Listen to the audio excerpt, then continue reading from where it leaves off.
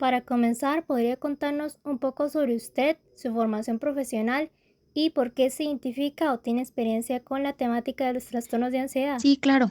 Bueno, principalmente tengo conocimiento sobre el tema porque cuando estudié la carrera de psicología, el énfasis de mi licenciatura es psicología clínica, ¿verdad? Entonces, mucho de lo que aprendí dentro de la universidad y en la carrera fue precisamente a evaluar, a diagnosticar y a tratar trastornos de ansiedad.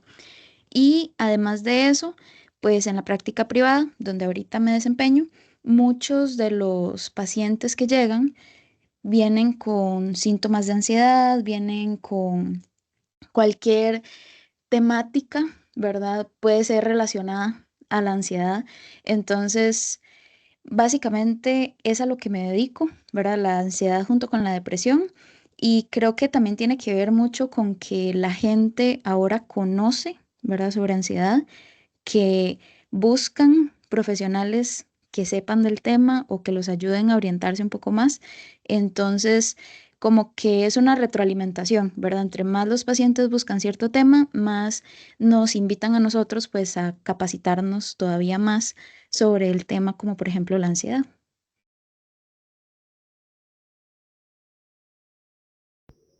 Ok, ahora nos gustaría conocer un poco más sobre los síntomas desde su experiencia personal y cuáles son las principales características o síntomas que suelen presentar una persona con un trastorno de ansiedad. En realidad son muy variables y depende mucho de los contextos en los que se den, ¿verdad? Porque, digamos, aunque sí hay síntomas físicos que creo que tienden a ser como un poco más universales, ¿verdad? Como que las palpitaciones, sudoración en las manos, que sienten que se ahogan, que les cuesta tragar o que sienten como que el cerebro no, como que no puede pensar, ¿verdad? Con claridad o así. Creo que es como que más fácil verlo como por áreas en las que se puede presentar porque como le digo, son como muy distintos entre las personas. Entonces, lo importante es verlo como en la parte física, ¿verdad? ¿Qué síntomas físicos están pasando? No solamente para diagnosticar o ver la información, sino también para ver el progreso, porque muchas veces el progreso en tratamiento se ve con los síntomas físicos, también los síntomas psicológicos, cuáles son los pensamientos, cuáles son las creencias, qué cosas el paciente está dejando de hacer por los síntomas que está presentando o, por ejemplo, en el contexto social, ¿verdad? ¿Qué tan afectadas están sus relaciones interpersonales?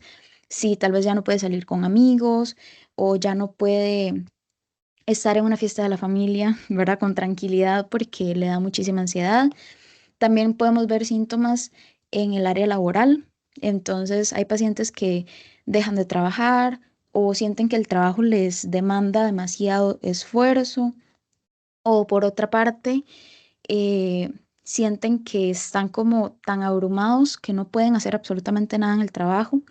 Entonces, digamos, en general, hay síntomas positivos y síntomas negativos, ¿verdad? Los síntomas positivos son como en los que aparece un nuevo síntoma, ¿verdad? Algo que la persona antes no tenía, como la sudoración, como, eh, no sé, los ataques de pánico, ¿verdad? Todo esto. Y los síntomas negativos son lo que la persona deja de hacer porque tiene tanta ansiedad que ya no es capaz de hacerlo, ¿verdad? Entonces, en general, lo más importante es como irse, ¿verdad?, a la causa y no enfocarse tanto en los síntomas en sí, aunque son importantes, sino ver como de dónde vienen, ¿verdad? Porque muy probablemente vienen de pensamientos, ¿verdad? Obviamente esto depende también de la corriente que tenga el psicólogo, pero muy probablemente vienen de pensamientos que la persona está teniendo. Entonces, por eso los síntomas son claves, ¿verdad? Nos ayudan a identificar por dónde irnos en un tratamiento o en un diagnóstico. Siguiendo con la entrevista, según su experiencia, ¿qué tipo de acompañamiento o tratamiento considera más importante para una persona que presenta un trastorno de ansiedad? Yo creo que al igual que los síntomas son como una parte integral, ¿verdad? No se puede ver como síntomas aislados. Lo mismo el tratamiento, porque normalmente cuando hay ansiedad es como si fuera un cáncer, ¿verdad? Como que afecta absolutamente todo. Entonces, hay síntomas que podemos tratar desde la psicoterapia, ¿verdad? Como profesionales en psicología, que es muy efectivo, ¿verdad? Ayuda mucho a la persona y podemos usar técnicas de relajación, ya sea técnicas físicas, técnicas psicológicas. Podemos usar acomodarles las rutinas, ¿verdad? Para evitar cierto tipo de cosas o al contrario, motivarlos a que vuelvan a hacer cierto tipo de cosas. Podemos invitarlos a hacer otro tipo de ejercicios, tal vez un poco más como emocionales, como por ejemplo el journaling o que salgan a tener experiencias más sensoriales en la naturaleza, ¿verdad? Hay muchas cosas que podemos hacer como psicólogos, pero también está la parte de medicación.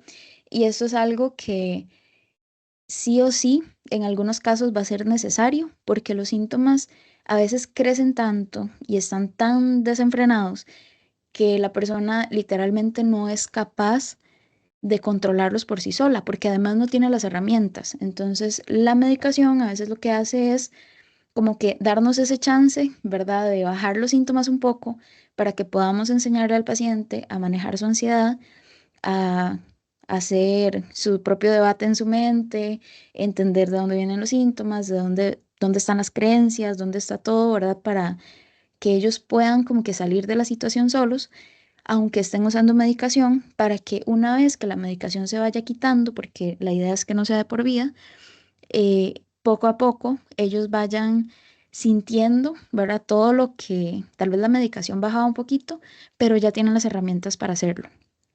También es importante ver la parte social, tanto eh, para bien o para mal, ¿verdad? A veces es necesario que los pacientes se abstengan de ciertos círculos sociales o al contrario, que vuelvan a involucrarse, involucrar a la familia, hacer psicoeducación con la familia, para que ellos mismos puedan como que apoyar a la persona. Pero en general creo que lo más importante es verlo de una forma integral, ¿verdad? Que no podemos como aislar los síntomas o aislar los padecimientos simplemente en una sola área del sujeto. Gracias por compartir su experiencia. Ahora nos gustaría preguntarle cuáles considera que son los principales retos que enfrentan las personas con trastornos de ansiedad y qué oportunidades pueden favorecer su desarrollo y bienestar. Claro, los principales retos, creo que hice como un resumen, pero son muchísimos. En general, creo que uno de los más grandes es la vulnerabilidad. Cuando una persona experimenta ansiedad, literalmente no tiene control de cuándo le dan las crisis, no tiene control de cómo puede reaccionar su cuerpo. Entonces se enfrenta como que a esta posibilidad de entrar en crisis en cualquier momento sin esa persona querer hacerlo, ¿verdad? Entonces a veces existe muchísima vulnerabilidad porque de pronto se encuentra siendo contenido por desconocidos o juzgado por desconocidos. Entonces creo que es una de las áreas más sensibles, pero también viene ligada a lo que es la sensación de pérdida de control, porque la persona literalmente no tiene control de cómo está funcionando su mente o su cuerpo. También la culpa de por qué es que yo no soy capaz de controlarme, por qué está pasándome esto, qué está mal conmigo, em, será porque yo no me cuido lo suficiente, ¿verdad? Hay muchos pensamientos que pueden venir a sentir culpa dentro de la persona. También está el miedo, ¿verdad? Miedo a que si yo salgo de la casa me va a pasar algo, miedo a que si como cierta comida me voy a atragantar y no voy a poder respirar más, miedo a, no sé, tomarme una foto y salir mal y sentirme mal con mi cuerpo, en fin, o sea, es como que siempre se vive con miedo porque cualquier cosa podría detonar una crisis.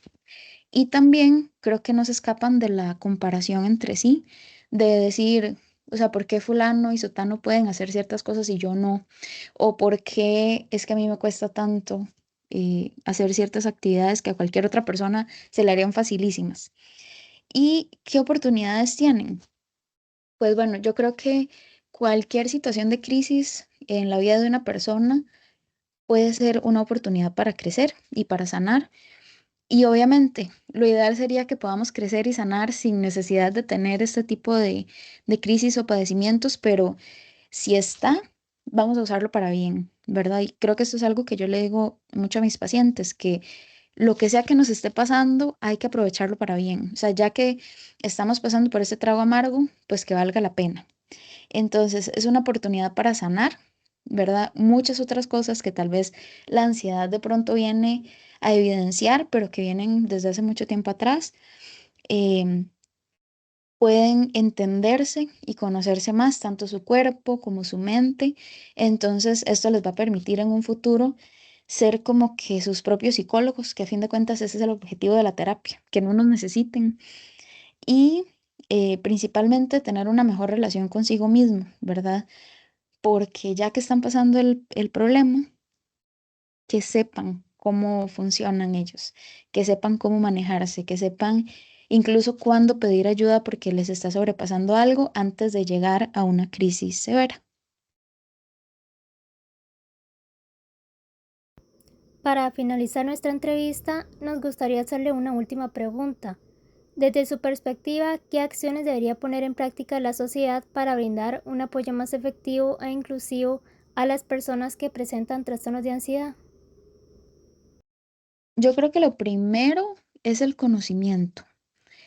Eh, Hay mucho conocimiento erróneo en redes sociales, entre la gente, y creen que saben, ¿verdad?, cómo funciona la ansiedad cuando en realidad no. Entonces, lo primero sería preocuparnos por entender de verdad cómo funciona la ansiedad y qué es, para que así podamos tener empatía. Y no una empatía simplemente de, ay, pobrecito, y ya, sino una empatía que de verdad pueda conectar con las personas y decirle, o sea, yo entiendo que lo que usted está pasando no se siente bien, no se siente bonito, y estoy aquí, ¿qué necesitan? ¿Qué le puedo ayudar? Que podamos tener como que esas bases para poder conectar con la otra persona. También sería increíble que la población se entrenara en enfrentar crisis.